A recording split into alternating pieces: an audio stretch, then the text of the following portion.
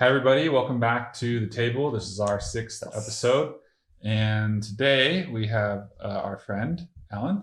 Who's this? This is Freddy Rivas. And by the way, when you have 6 episodes, isn't there some kind, should we have some kind of graduation ceremony or something? Don't we get I think that's a great idea. So if you have any cake or Forgot the cake. cookies. Forgot the cake.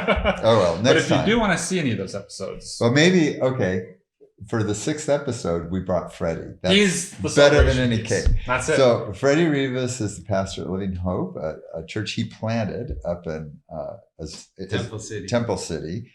And he's got a great question for us today.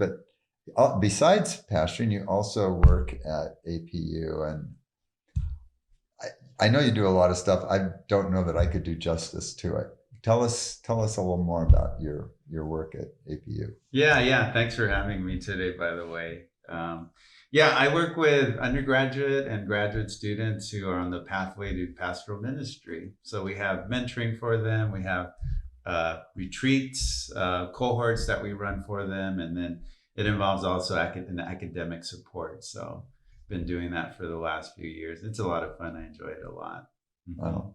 And that's full time, right? Yes, that's my day job. I call it my day job, and then my night job is pastoring the Living Hope Church. And somewhere in all that, you are parenting 4 kids. Yes, I have 4 kids. My oldest is a first-year college student. Hard to believe.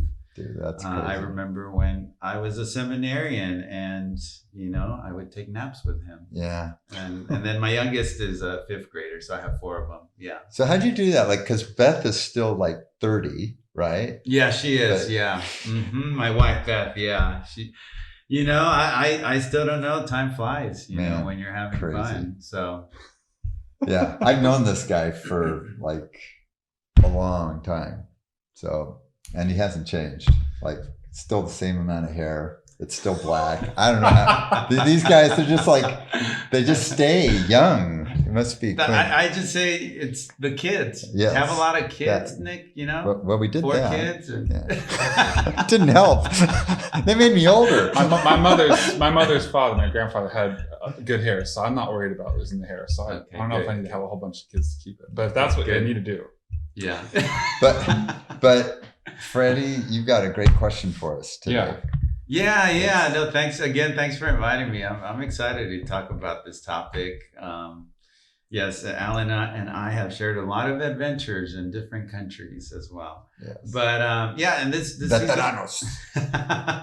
I think of you as the OG, Alan. The OG missionary. But anyway, the question I want to think about today is, I've been pastoring the church, Living Hope Church, for the last 5 years, and just with a heart to reach the community for Christ and help people grow in their faith. And, one of the things that I am processing a lot these days is what are the key aspects or key values of discipleship when you're gathering people, when you have groups, when you have curriculum? What are some key things that I should be looking for?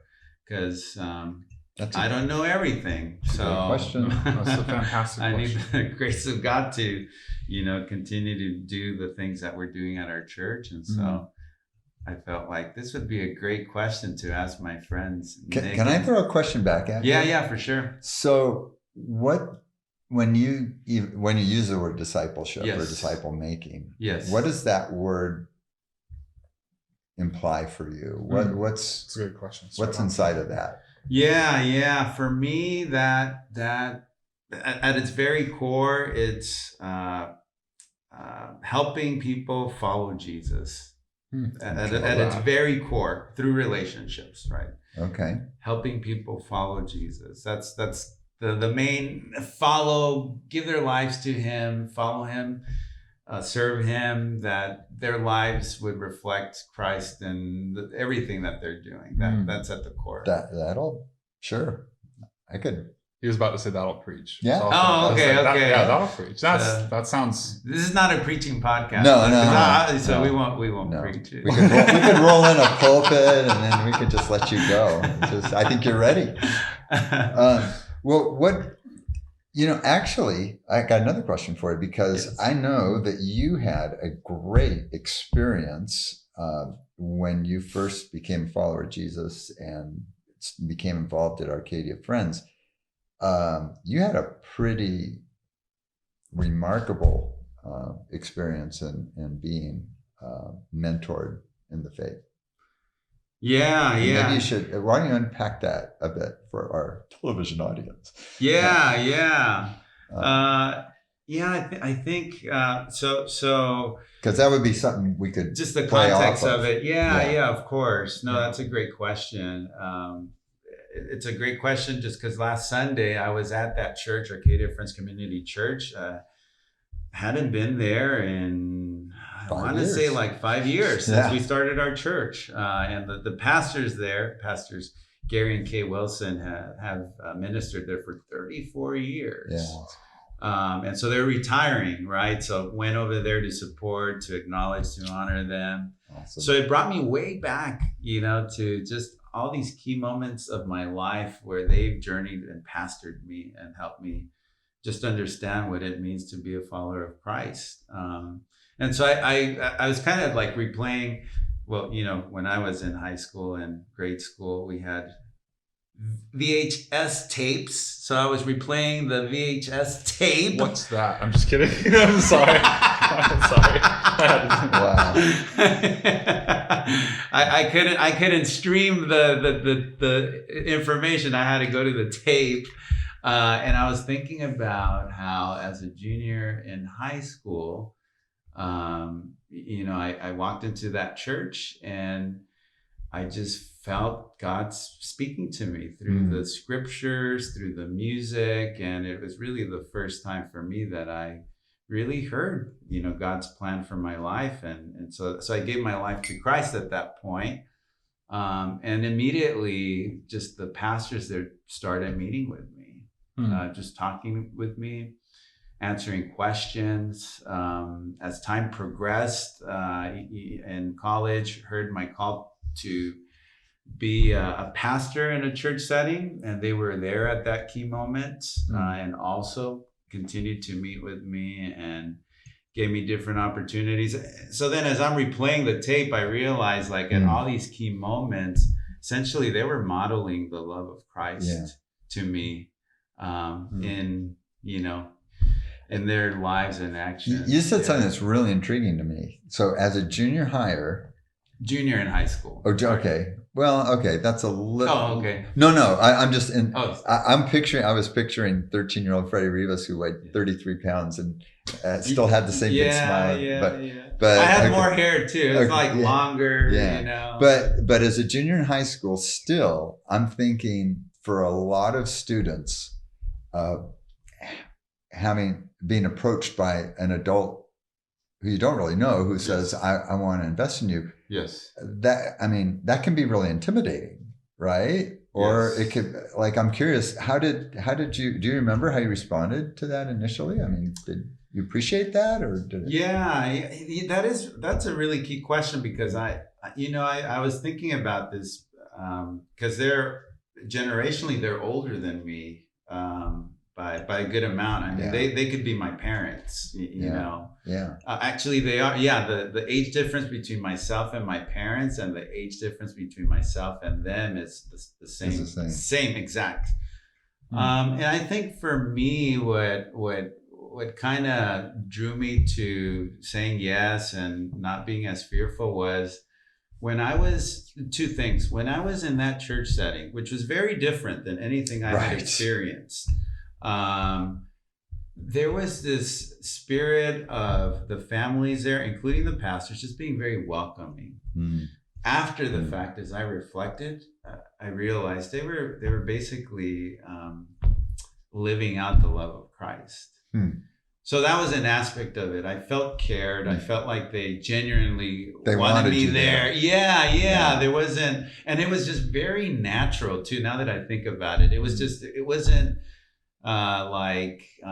forced. It's just very authentic.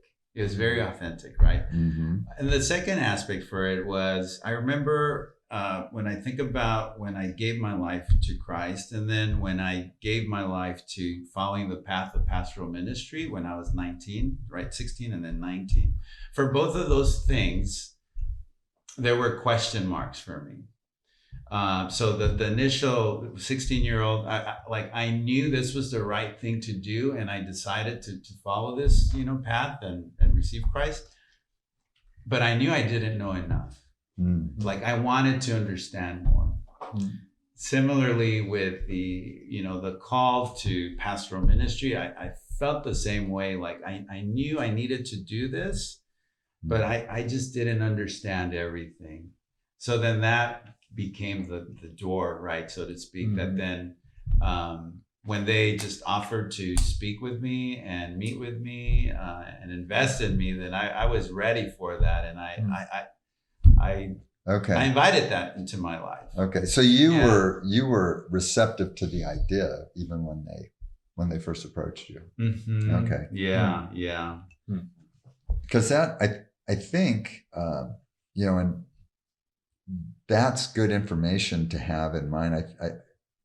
I think sometimes we want to turn the process of discipling or mentoring into a huge technical enterprise, and yet really it's so much about relationship and time, and it's a almost a trite saying, but it's really true, that so much about following Jesus or any kind of mentoring, discipling relationship, it's what's caught rather than taught, right? And it sounds, from what I know, it sounds like the Wilsons invested a fair amount of time in you.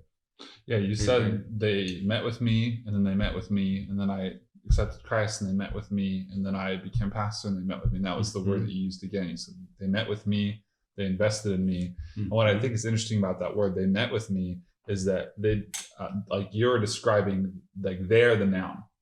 Yes. They gave you themselves. Yes. And that was like the big thing for you. Because I think, like being a pastor at a church, like you were even saying before, we hooked the cameras up. There's a lot of material out there that could be used, and sometimes is sometimes only used, to do discipleship. Good point. And good point. Yes. But what you're telling me is what was effective with you is they met with me. They gave me themselves, and they never stopped giving themselves to me when I was new through the door and weighed 33 pounds to when I was accepting a call to pastor a church. They're still there for me. And that's what I hear in that, is like not just relationship, but like they gave themselves to you. Yeah, as opposed to content delivery. Yes, as opposed to content delivery. Right. Like read these things or and know these things. Yeah. Which, obviously in any endeavor, knowing is a part of the package, right? Yeah. But it's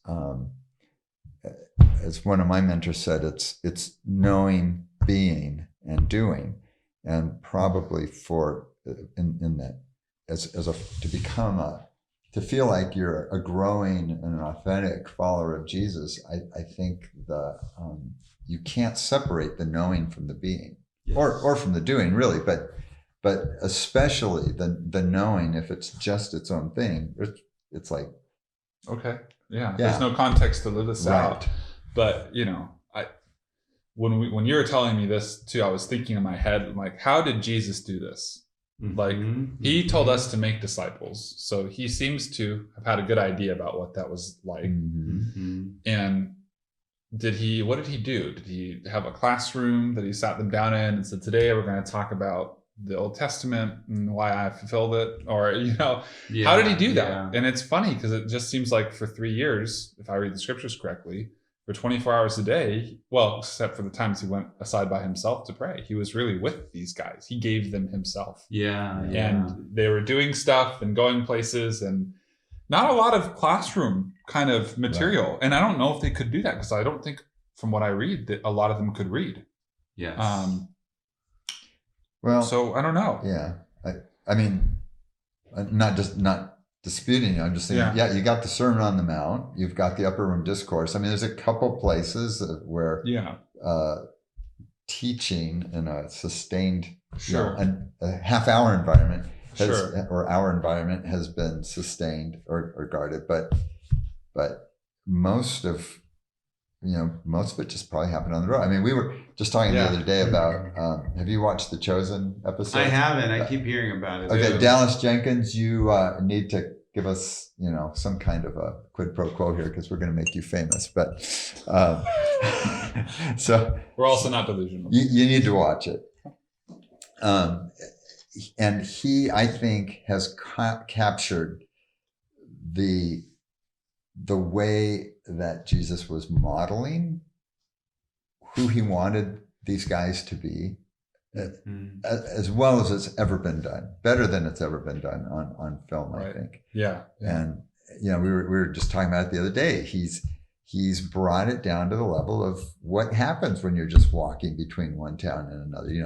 He wasn't teaching them all the time. He was, but it was things like, hey, Peter's been pushing the cart for a while. Andrew, I think it's your turn. And just that kind of simple. Well, why should I do it? Because we're all going to take a turn. It's back. It's my turn after you. It's just that different idea from a classroom. In fact, I think when we first went to Guatemala in 1982, I was talking to a guy who was in charge of the largest seminary in Central America, which will remain unnamed.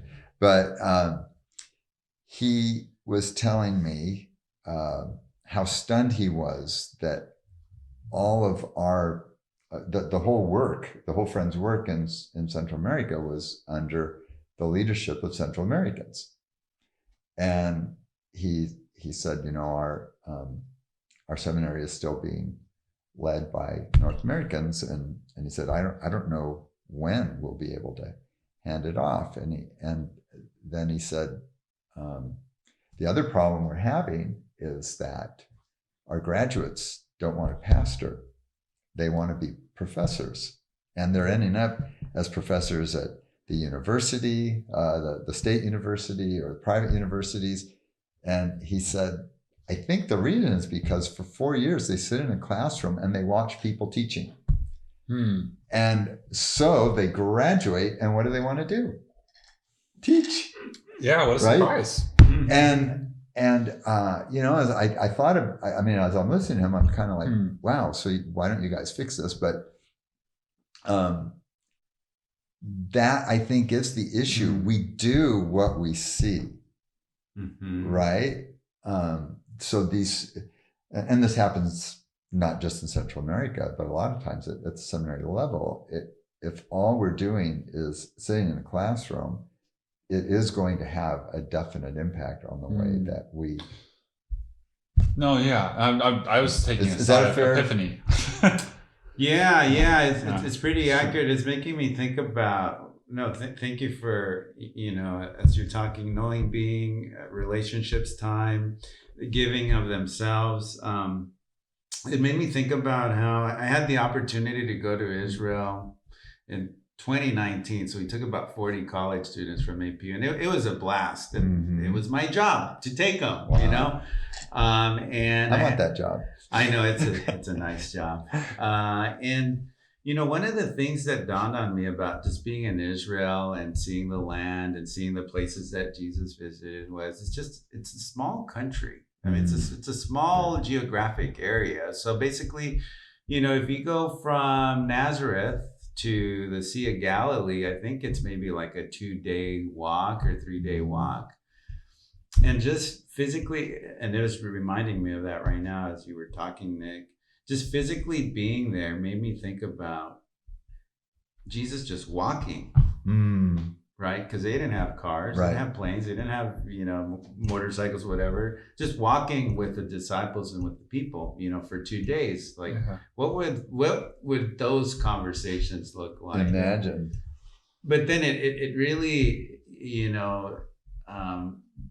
connects all the dots for me, because he was giving of himself, just to walk with them and be with them and, go fishing, whatever they were going to do, right? And it was just something that was natural for him, right? It was, he wanted to do this, right? It wasn't something scripted, right? Where, in today's society, we like scripts, whatever we're doing, right? And sometimes that invades the church setting, right?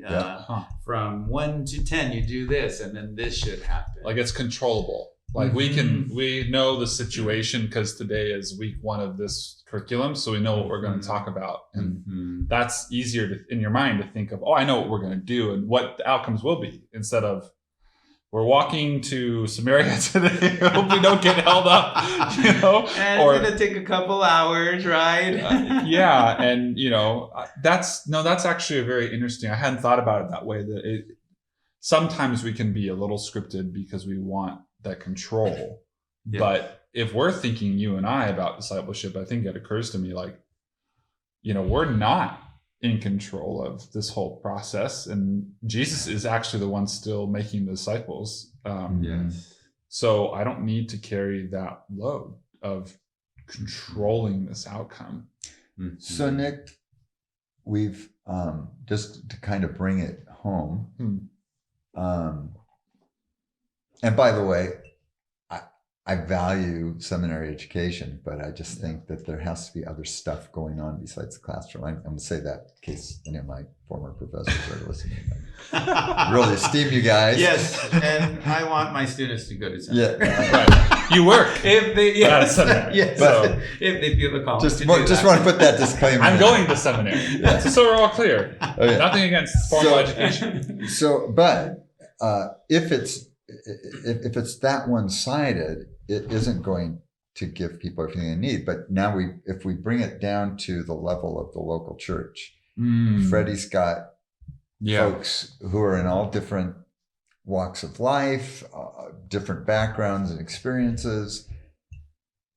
What is you're going to have some kind of content. Sure. So how do you have content and avoid the content from becoming the end all? How do you have content and give it life? I think that's a great question. I'm sad that you asked me because I don't know if I have a great answer, but I do know this. It reminds me of a conversation I just had with a good friend I hope that we'll have on the show. And one morning we were talking about what we're doing and sharing some insights about how can we make disciples more effectively where we're at in the ministries God has us engaged in. And it kind of struck us both. Maybe we could just start inviting people along to do the things we're already doing. I know that he's preaching every week, but I also know that in his congregation, he told me there's a young lady who's just graduated with a degree in expository preaching. I thought, what would it look like if you guys sat down together and you said, will you help me write the message for next week? Or even better yet, why don't you preach? Yeah. And I thought, well, I need to start doing that. And this last week, it wasn't anything grand, but I think it is pertinent or relevant to this. But I was going to go on a walk with my daughter down the street, and I thought, I want to hang out with one of my buddies. So I called him up and said, hey, let's hang out and let's just prayer walk and see if God meets us in any way. And sure enough, before we were even finished praying, we had already met two other people we were talking with, and then we prayed over a neighbor of mine, and then we walked down the street and we had this great conversation with these college students who are working in their garage on something, and we had a kind of a Jesus conversation. And walking back, he was asking me questions about that experience. And it struck me that this makes a lot more sense right now, sometimes in discipleship, than the content I'm always giving, but the content is actually the experiences we're having. And he was asking me about the experience, like, hey, Nick, when that guy said he's a good person, how come you didn't nudge him on that? And it was like the content was our experience. But, I also meet with him when we read scripture, which is informing some of those questions. But the bigger thing that he said to me at the end, which it took me by surprise, but he said, I want to do this every day. This was exciting. Sure. This was thrilling. And this is a guy who's 20. And for him to hear him say, wow, this walk I took with you for an hour and a half, this was the thing I want to do. It wasn't when I was doing my Bible studies with him for a year. It wasn't when we hung out and just played chess, which, you know, probably because I beat him once or twice. But it was, he said that's what was compelling to him, was this was an action thing. And he was joining a demonstration of our faith rather than, you know, let's go back to the classroom and let's study Matthew 5. We lived Matthew 5 that day. And that was, I'm still thinking about how to incorporate that in the rest of my week. So what I hear you saying is that if the determination to spend time together is there in the mind of the disciple or the mentor, ultimately that's what's going to ground any teaching into meaning for the in some kind of sense of meaning for the other or others. Does that resonate with you? Yeah, it does. Because again, going back to just my story with the Wilsons, right? That it was, I mean, I knew it, but then as I reflected more on it, I realized at every key moment, they were there with me, right? Like that their commitment and consistency with me, right, led to, you know, the things, me being a better follower of Christ, growing in my faith taking shape, being lived out, right? So it was this combination of, like, I like the way Nick is saying it, right? The experience, but also just the being with each other, learning, like all that, right? Yeah. So then in this relationship with them, I look back and I'm like, wow, there's been a lot of significant things that have happened in my life because of just their commitment to disciple me, to be with me, to give of themselves in the highs and lows of life.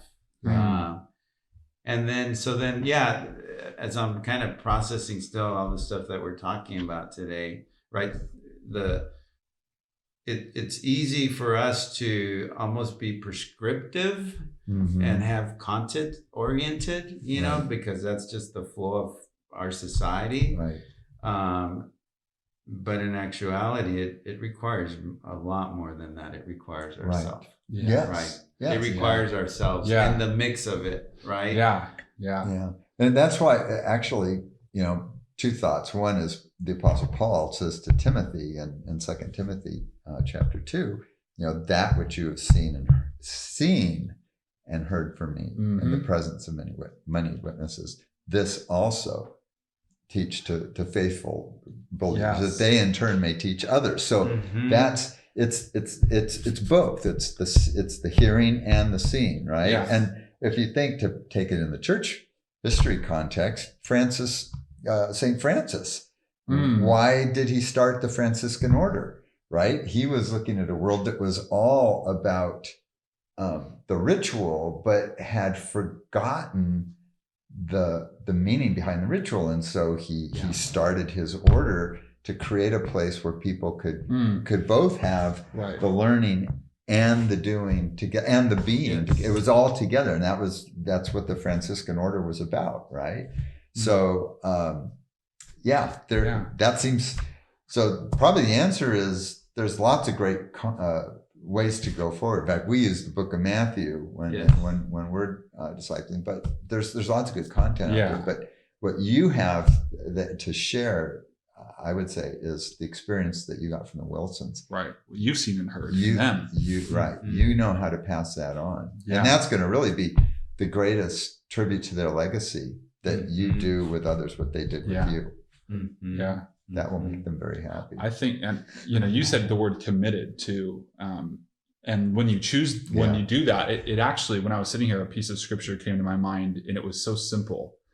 You were the one who pointed this out to me, I think, But when Jesus chose the apostles, it doesn't say he chose them to be apostles first. It says he appointed the 12 to be with him. Mm-hmm. And then he names all the apostles. I think it's in Mark's Gospel, chapter 4. Mm-hmm. He appointed the 12 to be with him. Chapter 3. Yes, you're right. Chapter 3. That's right. Chapter 3. To be with him. But that was a commitment that he was making, that I'm not just choosing people, I'm choosing to be committed to these people for a long time. You're choosing to be committed to Peter, Yes. And guys like that. So, So does that help? Does that give you? That's really helpful, because then it's like a bigger picture of discipleship, right? Because when we started the conversation, I was more kind of focused on the details and the structure and the package, so to speak, right? But then, as we're talking, it's like, no, we do need content, we do material, we need tools, right? But those are in service to the bigger picture, right? Yeah. Right. Of discipleship is really it's past that, right? The tools and materials, and we will have them, right? But it's a commitment of ourselves to support people in their journey with the Lord. That is not time, does not expire with time after 10 weeks or 8. And so if you were watching today thinking you were going to get a great package that you could buy and use, the reality is you're the package in disciple making. Each of us are the package, right? And the others. So, well, thanks. No, thank you. Yeah, this is going to make me think for like the next few days. I'm going to think about this conversation, because it needs to be continually settled in my mind. But for those of you who are watching at home, thank you so much for joining us at the table. We love these kinds of conversations that are open-ended, that don't have, like we were saying, that kind of scripted, contented, place we have to land. But we want to invite you to be a part of that. And so as we've been doing every episode, we want to invite you to drop a comment or give us an email at connect@northcountyproject.org. We want to hear what your question is, and we would love to have you sitting where Freddy's sitting with a cup of tea, like how Freddy has, and you just talking about your questions so that we can discover it together. And so you can continue to watch this podcast on YouTube, on Spotify, or on iTunes, and you can also comment on any of those, especially on our YouTube channel. We'd really love you to like and subscribe, and to share this with your friends if you think it's really helpful for you. Other than that, thanks again so much, Freddy. We look forward to continuing the conversation. So thank you for having me. All right, we'll see you later. Bye. Bye.